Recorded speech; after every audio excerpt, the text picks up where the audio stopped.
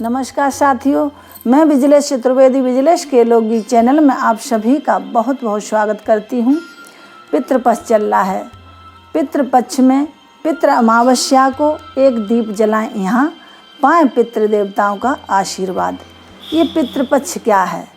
पितृपक्ष वैसे ही है जैसे शंकर भगवान को मनाने के लिए श्रावण मास और भगवान विष्णु को कृष्ण को मनाने के लिए कार्तिक मास और माता रानी को मनाने के लिए नवदुर्गा। इसी तरह से ये हमारा पितृपक्ष अश्विनी मास में पूर्णिमा से लेकर अमावस्या तक रहता है। ये हमारे पितृ देवताओं का जो है महीना है, ये पक्ष है।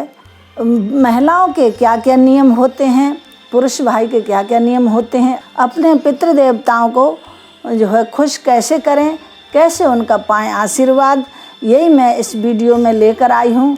पितृ देवताओं को खुश करने के लिए, उनको तृप्त करने के लिए महिलाओं के जो नियम हैं वो ये हैं कि आप जो है सुबह जल्दी उठें, जल्दी उठकर नहा धोकर फ्रेश होकर और सफाई का फुल ध्यान रखें।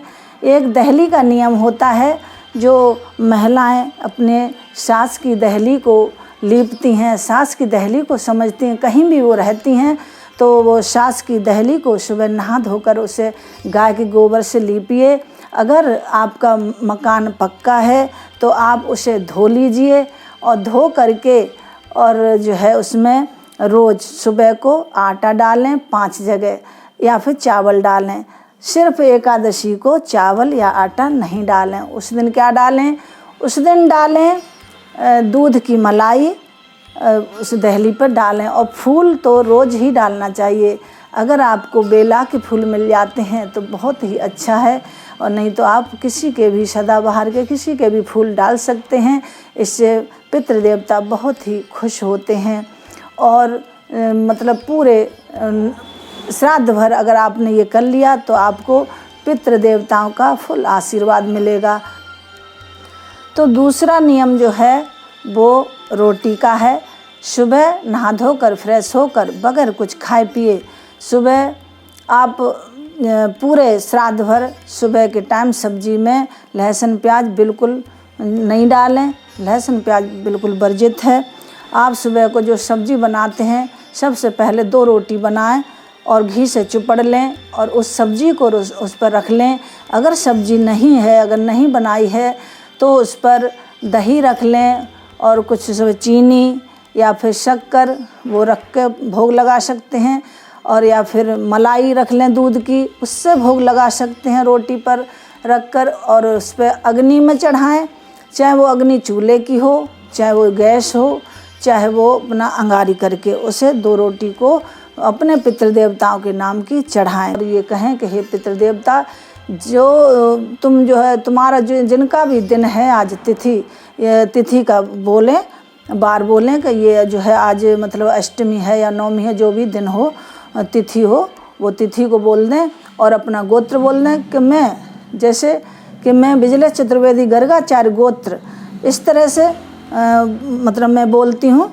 और कि मैं हे मेरे पितृ देवता, जो भी आपका दिन है, जिनका ये दिन है आज, वो आप जो है भोग ले लीजिए, आप तृप्त होइए और आप जो है खुश होइए। जो हमसे गलती हो भूल को क्षमा करें और भोग वो चढ़ाकर और मत्था टेक लें। और उस भोग लगाते समय ये ध्यान रखें कि आपका सिर खुला हुआ ना हो। आप पर्दा करके इस काम को करेंगे तो आपके पूर्वज, आपके पितृ देवता उस भोग को ले जाएंगे, तृप्त हो जाएंगे। इस तरह से आपने अगर 16 दिन तक ये नियम कर लिया तो आपके वंश में वृद्धि होगी, आप जो है आप खुशहाल रहेंगे।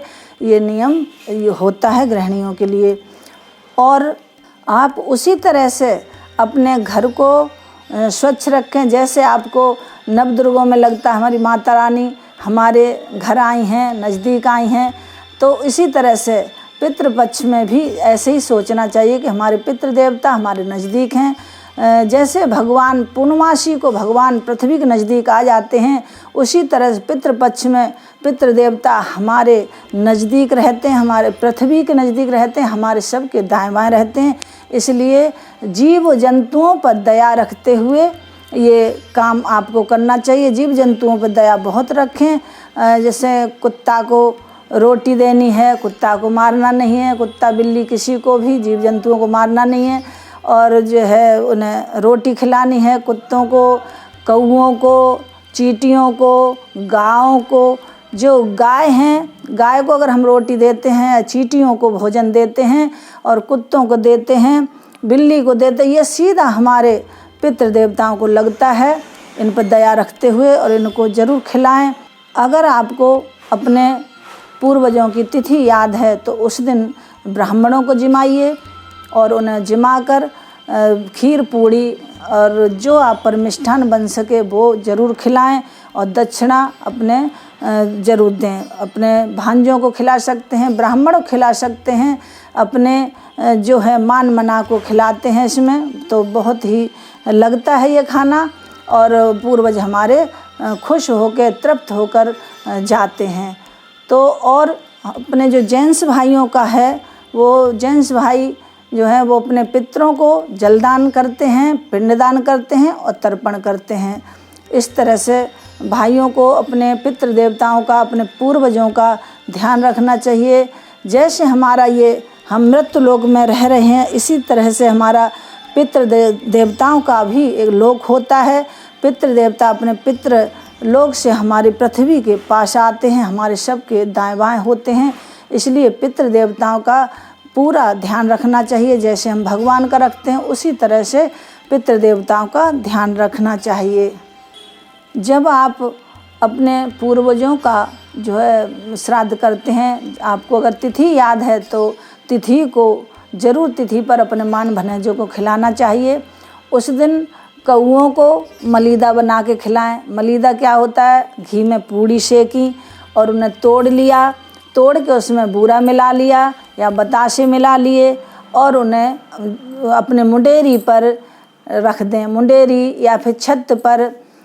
तो वहाँ पे क्या, तोरई के अगर आपको पत्ते मिल जाते हैं तो तोरई के पत्ते बहुत ही अच्छे होते हैं, तोरई के हों या पलाश के हों, तो उनमें उस मलीदा को रख कर खिलाएँ कौओं को।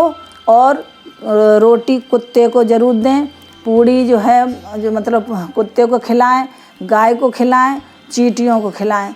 चींटियों को आप आटा थोड़ा सा भून कर और उसमें बूरा मिलाकर, थोड़ा घी मिलाकर चींटियों को खिलाएं, तो हमारे जो है पितृ देवता तृप्त होते हैं। और एक घड़े में अगर आप पानी भरकर पूरे 16 दिन तक जैसे रख देते हैं, उसमें डालते रहते हैं पानी घड़ा को भरकर, तो हमारे पितृ देवता जैसे रात को आते हैं तो पानी पीकर तृप्त हो जाते हैं। इस तरह उनका हम जो है ध्यान रखते हैं तो बहुत ही घर में उन्नति होती है। इन छोटी छोटी चीज़ों का पितृपक्ष में ध्यान रखना चाहिए।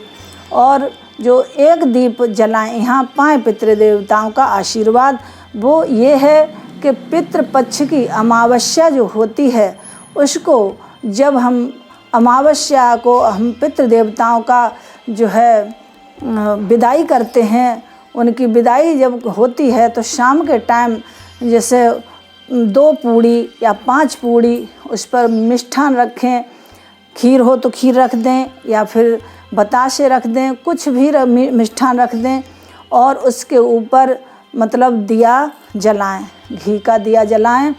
और वो जो पूड़ी हैं, 2 पूड़ी या 5 पूड़ी आपने रखी हैं, वो तांबे की अगर छोटी सी प्लेट है तो तांबे की प्लेट में रख लें, पीतल की है तो पीतल की में रख लें, और नहीं है तो तोरई के पत्ते या पलाश के पत्ते पर वो रख कर अपनी दहली पर जलाएं। अपने जो घर के द्वार की दहली है उस पर जलाएं और भगवान अपने पितृ देवता को वह रोशनी प्रदान करें। अगर आपने वो दीप अपनी दहली पर जला दिया तो आपके पितृ देवता आपको आशीर्वाद देकर जाएंगे और आपके वंश में हमेशा खुशहाली रहेगी, वंश में वृद्धि रहेगी और उन्हें रोशनी प्रदान हो जाएगी और वो खाना मिल जाएगा, वो तृप्त होकर जाएंगे, तुम्हारे घर से विदा होंगे, तो आपके घर में हमेशा खुशहाली रहेगी, वंश में वृद्धि रहेगी और धन धान्य की कभी कमी नहीं रहेगी। पितृ देवता हमारे ऐसे ही हैं जो भगवान से कम नहीं हैं, भगवान से कम इसलिए नहीं है कि वो अपने वंश को कभी गलत नहीं देखना चाहते हैं, वो खुशहाल देखना चाहते हैं। जब वो आते हैं, उन्हें सब कुछ मिलता है, वो तृप्त होते हैं तो और आशीर्वाद देते हैं कि हमारे जो है घर परिवार वाले खूब फलें फूलें तो हमें भी खाने को मिलेगा, तृप्त हम भी होंगे। इसलिए हमारे वंशज जो हैं, हमारे पूर्वज हैं, वो हमें आशीर्वाद देकर जाते हैं। इसलिए इस जो है पितृपक्ष में काफ़ी ध्यान रखना चाहिए अपने पितृ देवताओं का।